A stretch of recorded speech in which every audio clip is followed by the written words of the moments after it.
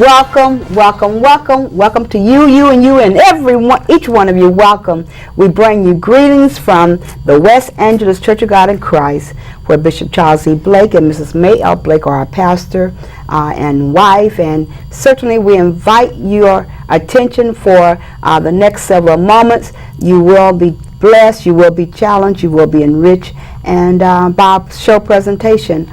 We are bringing you the Spice of Life variety show, where certainly we just want to add a little spice to your life. Yes. Grab your pen and your paper, because you very well may want to contact our guests at the conclusion of the show. And so we will show you our email, our contact information. And so make sure that you have something to jot that down so that you can contact us if you so choose. Again, welcome, and we love you. I have a guest who I'm honored to be on the stage with and do the show with, a very wonderful, special young woman. I say young because that's what she is, and in the person of Stella Singleton Jones. How are you doing? Pretty good. How are you doing today? Fine. Look at that smile. A beautiful smile. Oh, thank you. And that's apropos, because Stella Singleton, that's S, and so why not keep the S flowing with the smile, huh? Yes, quite naturally. Oh, okay. And it's amazing that I can remember the first time that I remember meeting you. We were at a conference. Yes. And you were just like this. You had that wonderful smile, very enriching, and you began to share your testimony. Yes. And it was like, wait a minute, did someone switch persons up there? Did someone else run up there? Because that certainly could not still be the same woman who's up there talking. And of course it was you, and you have inspired my life. Oh, thank you very much. You really have. I mean, when I think about what I've only know of what you go through and what you have gone through, you inspire my life, because I've never seen you frowning or sickly, or don't see that. Depressed, or like the whole world is. I've never seen. This is the demeanor that I always see. Well, thank you very much. So now let's not keep the audience waiting any longer. Let's talk about Stella Singleton Jones. Oh, okay. You are a woman who is too well familiar with spinal meningitis. Yes, I am. What is that? Spinal meningitis is the fluid that got infected around the membranes that surround the brain and the spinal cord. And it's also airborne like a cold. I suggest anybody, if you have a cold longer than 3 weeks, go to the doctor and have it checked out. Really? Yes, wow. It's very serious. That's amazing. Well, how long have you had it? I was first stricken down with spinal meningitis in May of 1996. I was in a coma for 2.5 weeks. I was totally hospitalized for 3.5 months. I had to learn how to walk and talk all over again. I was just like a little baby. Really? I had to just learn everything all over again. And so really and truly, when one encounters that, it really shuts down your whole ability. Yes. First, you'll feel like you have the cold symptoms. You have the fever, the achiness. Some people complain about a stiff neck, bad headaches, but in my particular case, I didn't have neither one of those. Really? Mine was just a high temperature, and I noticed I couldn't shake the cold off for 3 weeks, so I went to the hospital. And then that's when they were able to detect? Yes, they did a spinal tap, and the spinal tap revealed that I had spinal meningitis. That's amazing. Yes. So then it's not hereditary? No, it's not. It's airborne just like a cold. Anyone can get it. But unfortunately, in my behalf, I was born with a blood deficiency, which is called a complement B6 blood deficiency. So my immune system is already weak. Okay. So when I come encounter any kind of infections or viruses or colds, it strikes me down a little faster and harder than the average person. And mine could be really deadly. So when I can shake anything in 3 days, I have to rush myself to the hospital. Oh, I see. And be checked out. Wow. Yes. Anyone else? Unfortunately, my brother passed away in 1984. He was 19 years old at that time, and that's when we discovered that he and I both had the blood complement deficiency. My dad was missing 50% in his blood, as well as my mother was missing 50%. So any children they had together got the total 100% blood deficiency missing out of their blood. So we were born that way. So like I said before, any infections, colds, or viruses could be really deadly for us. That is truly amazing. That's just like, what is it? I know that, I can't think of it now, but it's amazing that your father and your mother would have the same challenge and come together, and now you and your brother have the 100%. And I asked him, I said, now I know you guys are not too old. I know when you got married, you test your blood. I said, how come they didn't detect it then? And my mom said it's so rare that they didn't even have a test for it at that time. So that's why they never knew. So like I said, we didn't find out until my brother passed, and he was 19 years old. 19. So for the whole 19 years of both our lives, we never knew we had a blood deficiency. So now, how long did your brother deal with that prior to his passing? Yes, he was at Colorado University when he first got ill.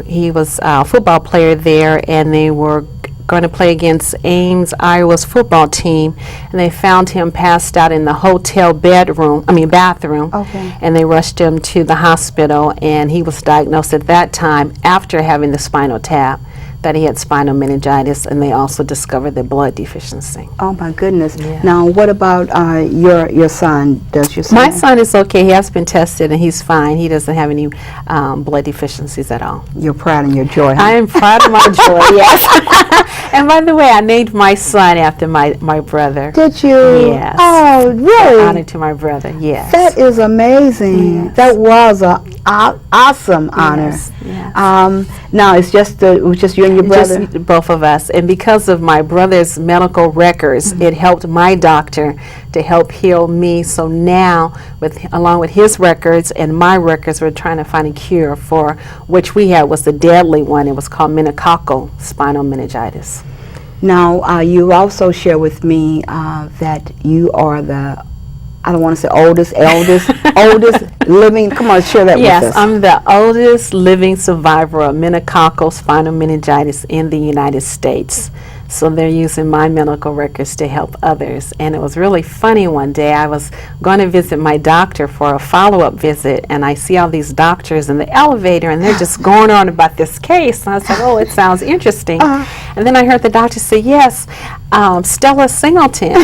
And I looked at him. I said, could you repeat that again? He said, and then he noticed me, and they're not really supposed to be discussing exactly. cases. That's what I'm thinking. And I said, I'm Stella Singleton. He said, you are? So he shook my hand, and he said, I'm so happy to meet you. We've been discussing your case. We're trying to help others. And I said, oh, okay, thank you. But that's amazing because they weren't supposed to be. They weren't supposed to be, but I just say God had it perfect time for them to meet me, and I'm sure they had questions and they wanted to know, so I was right there, so it worked out great for them. And how, you are a wife, a woman, a wife, what are you? I'm a wife, I'm a mother, I'm an artist. As a wife, I just celebrated my 8th wedding anniversary just this May. Thank you very much.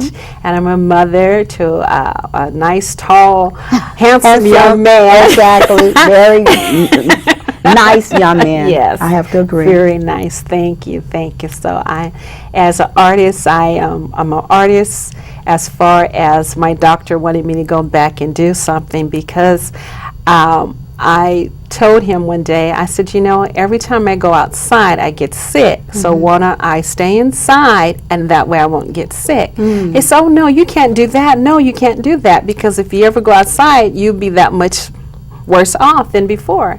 So he said, why don't you go back to school?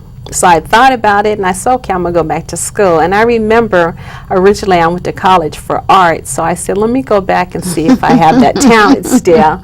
And I said, okay, God, we're going to go back and we're going to try this. So I did my first piece, and I said, oh, we still have this gift. Thank you, God. So I've been going strong ever since. So we're talking about in spite of spinal meningitis. In spite of that. In spite of learning how to walk and talk and move all over again. To tell you how critical I was, if you had a soda can and at the top you pop open, I couldn't do that. Or if you had a soda bottle and you screw the top, I couldn't screw it open. Really? I can dress myself, I couldn't comb my hair or brush my own teeth, so I was really like a baby.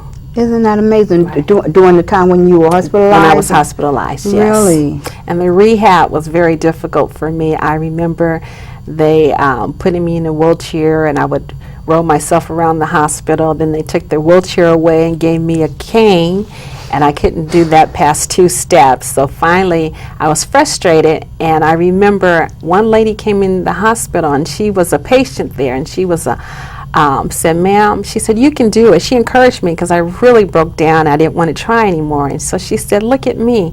I was once where you were, and you can get up and you can walk." So, and I said, "Okay, I'm going to try."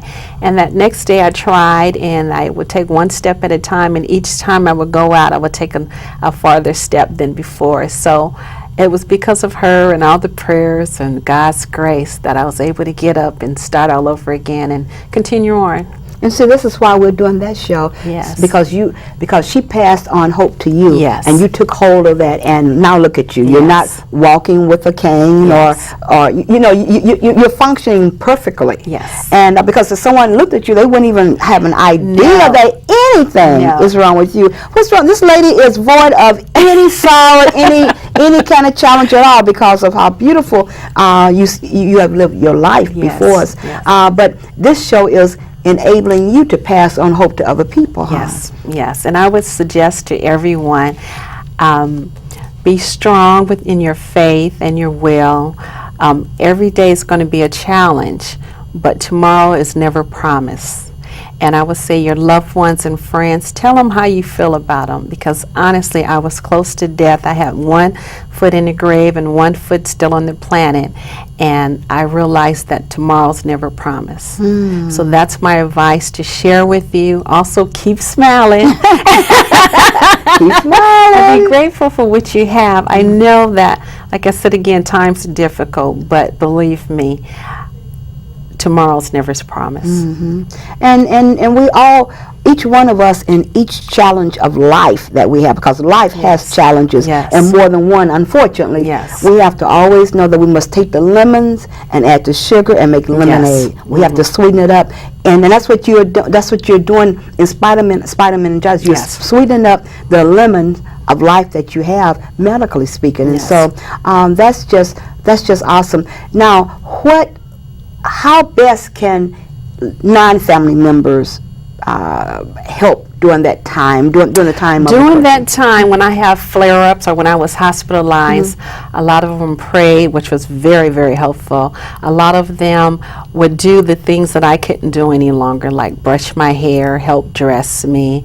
Especially if I'm at home, they would take turns and come see about me, see about my family, and just their support helped me to be strong to make it through it. And I suggest to everyone, I know there's a lot of people that come from other states or by themselves, and if you know that, go over there and be supportive for them, help them, encourage them to get out and do something, because we're here to help one another, bond together, and I think a lot of people forget that, and I just want to pass that on, that we were meant to work with each other, help one another, love one another. No man is an island, huh? Thank you. We can't function independently, all totally by ourselves. Thank you. And we do need help. Yes, we do. How would you? How has your husband been during the time? My husband is very, very supportive. When I have my flare-ups, he usually takes over everything, because I'm not conscious of time, dates, or when, especially any finances or cooking or anything like that. So that's when he steps in, along with my son. So they've been very supportive, and I thank God every day for them. And I know it's a challenge for them as well, because I'm sure in the back of their minds, God has kept me here for a reason. I believe my work is not done, but at the same time, we all know that there is a germ or virus out there that will succumb me one day, because like I said before, my immune system is really, really weak. So what we try to do is just do family bonding, attend church, attend to our loved ones, speak what's on our mind as far as how we care and want to help each other, and just enjoy each other's company. That's what life's about. Wow. Yeah. So now let's talk a little bit about your artwork. In spite of spinal meningitis, you are an artist, and Yes, I should say I am a proud one. Oh my goodness, an outstanding one. My children, my babies. Well, why don't you introduce us to your babies and tell us Okay. about your babies? My actual first one is this one called Them Bones. Okay. This one just came out of the Long Beach Art Museum, so I'm very proud of this one. Oh, okay, wait a minute. Okay, so what This is a soap stone. Okay. It's one of the softest stones in the stone family to chisel out of, and this is with a walnut base. I call it them bones because I noticed this part right here reminds me like of a rib bone. So that's how I came to the conclusion of naming this one. Okay. And this one is my very pride and joy. Like I said, this is my first one, and that's what we've done since spinal meningitis. In spite of it. Now the color blend, that was the original stone This is color? the original color of the stone is just like if you go outside on the pavement, just that gray color. Okay. And then once you chisel off the top, you can see all the other colors coming out and forming and stuff. Oh. And I still believe as the stone comes out in the fresh air and stuff, I still believe it breathes because I see more of the colors are coming out that weren't there before. Really? Yes. So That's amazing. yeah. And these are heavy too. They're very, very heavy. They're very, very heavy. And that reminds me, I know a lot of people, once they got out of high school or something, got married or whatever, they forgot their loves, their hobbies and stuff. I suggest to everyone, go back to your hobby, go back to your love, because that's your outlook, that's your peace of mind, and that gives you the strength to go on the next day because you have something that you truly, truly enjoy. So find a hobby. Now, are you as talented with paint Yes, and I drawing am. as you are with this? I do paint, I do draw, but I love working with stones a lot better. That's amazing. Yeah, I like chiseling. Okay, so then this was at the Long Beach Art Museum. Art Yes. Museum. That's a pretty and baby. this is them bones. Them bones, This one okay. to the left Okay. is called Red Gleam. This is an alabaster stone out of a mahogany wood. Oh, really? Yes. So now what This is the last piece that I made on this one. And this one, unfortunately, broke on me or cracked on me, so I got mad at it and I had to leave it alone for 2 weeks. Then I came back and I said, okay, what are we going to do with you? And this is my end result. Really? And so the stone actually was larger than It that? was a lot larger and it cracked here at the top part of it. Isn't that amazing? Yes, so. And now the little grooves or whatever, The you grooves did that? and stuff, yes, I did all this part right here, but if you know the texture, this is just the stone itself. Like you said, you'll be amazed once you chisel off the top cover, all the forms of different colors and how they lay and stuff is really amazing. So I actually didn't know what color this stone was till after I chiseled on it. So now let me ask you this. The stones have pretty much the same color and you just keep chiseling until you get to a different color, or different stones have different colors? Different stones have different colors. Sometimes some of the stones' colors do not come out until after you polish them, and then you see more colors come out. So then, how does one decipher between? I mean, how do you know which color stone you're getting? Sometimes you're able to break off a piece on the side and you can see what color it is. Really? Yes. So now you have a whole setup at home, like a workshop area? Yes, I work from home and I work from school. Really? Yes. Now, what about this piece here? This is called Moonlight. This also is an alabaster stone with a walnut base. And I mean, and what inspired? this one inspired me because of the colors. I was trying to go with the grain of the stone, and I liked the way the colors were. So I chiseled going along with the. If you notice, you have the different veins in it. So I was chiseling along the veins of the stone. And so that's how I came up with that particular piece. Yes. And this one right here is called Waterfall, and that's on a marble base, and that also is an alabaster stone. And when I saw this stone, I just thought of waterfall. So I was thinking, well, let's make it as suppose as water running down on it. Really? Yes. So how many pieces would you say that you have? I probably have 10 right now. Really? Since September. Oh, that's amazing. Yes. And how long does it take to actually work on them? Anywhere from 2.5 weeks to 2.5 months. Really? Yes. And so the longer length of time is why? Because of the size of the stone. Okay. If it's a larger stone, it's going to take a longer time to make. If it's a smaller stone, it's going to take less time to make. Oh, okay. Yes. Okay, and you were sharing that there's not really a lot of sellers of the various stones. No, there isn't. There's Okay. a few of us out there. Okay, Yes. that is amazing. So now, did your son acquire any of this artistic talent? No, he's far away from it. He's far away from it. Yes. What about your husband, though? What does he say about your artwork? He loves it. They both love it. They're both in the technical world, so they don't want to have anything as far as outside of lifting it and helping me transport it. That's the best they're going to do. Oh, that's all you're going to get, huh? Yes. Okay, so now, what else do you have in mind that you will be creating with your stones? Right now, I have a design that I have never done before that I want to incorporate light in the stone, where the light will come out and shine in various directions. So I'm really looking forward to doing that. Really? Yes. So what kind of art is this called now? Abstract art, contemporary art. Okay, abstract contemporary art. And so what would you say to the parent who notices that their child continuously wants to draw or be creative, but they feel it is a waste of time? I would tell them to let them be creative, get them into some kind of art program, because that's part of their personality. Mm-hmm. And being a creative person, it means they're going to do something very nice in the world with people, bringing people together, or just showing people how to come together, or just inspiring people. And I think that's the best part of creativity. So now, what does Stella Singleton Jones want to do that she has not done? I would believe I want to do a sculpture with a little bit of everything: wood, metal, lights, glass, gold, silver. I want it to be called the multi-sculpture. So that's my dream. Really? So Yes. how large are we talking? Probably about 2 feet high. Really? Yes. And so it's going to be like that stew. Yes, we can just throw everything in the pot and go for it. Yes. That's amazing. Yes. Now, for our audience who are experiencing various challenges, medical, whatever the case may be, challenges, what would you, in addition to what you've already said, what would you say to further encourage their heart? I would say never give up.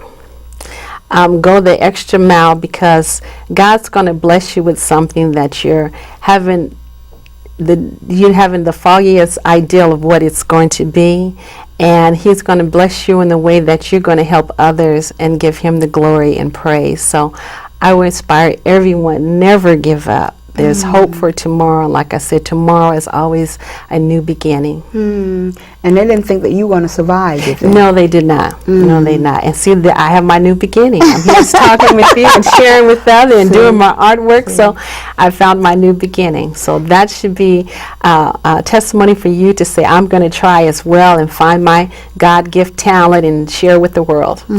Yes. Well, certainly I know that this show has to inspire all of us, because it's inspirational to me to know that no matter how bad, no matter how critical, no matter how much it looks like it'll never ever change, you are an example that life does change. Yes. So you have, because you went to death's door. Yes. I mean, you've been afflicted, and if you're not careful, it flares back up. Yes. But you, in spite of spinal meningitis, you are living life full as a mother, wife, woman, artist, and a friend, and sister, and daughter, and all of that. You are really spreading the joy. And so we just want you to be encouraged and to continue going forward.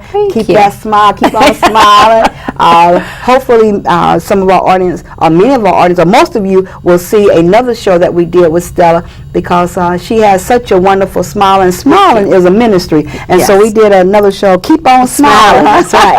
And that's exactly what you've done. Yes. Whatever is going on in your life, whatever is going on, this is to our audience, whatever is going on in your life, know that God can help you out of any situation. Things are challenging. Life is challenging. I mean, come on, life is tough. It's intended to be tough, but only the strong will survive. And so whether it's a medical challenge, financial challenge, relationship challenge, educational challenge, whatever the challenge is, know that there is hope on the other side of that, but you have to press forward and find that, because in spite of whatever's going on, you can have the outcome of life that Stella Jones is experiencing. Thank you. I appreciate you coming on the show. I appreciate you spreading your joy. I appreciate you sharing your inspiration with us,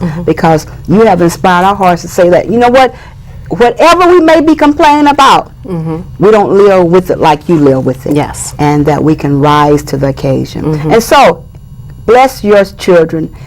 Pull out the artistic ability, whatever it may be, musically, whatever it may be in their life. Encourage their hearts to continue to go forward. Until next time, know that we love you. We're praying for you. And to God be the glory. That's right. Keep on smiling.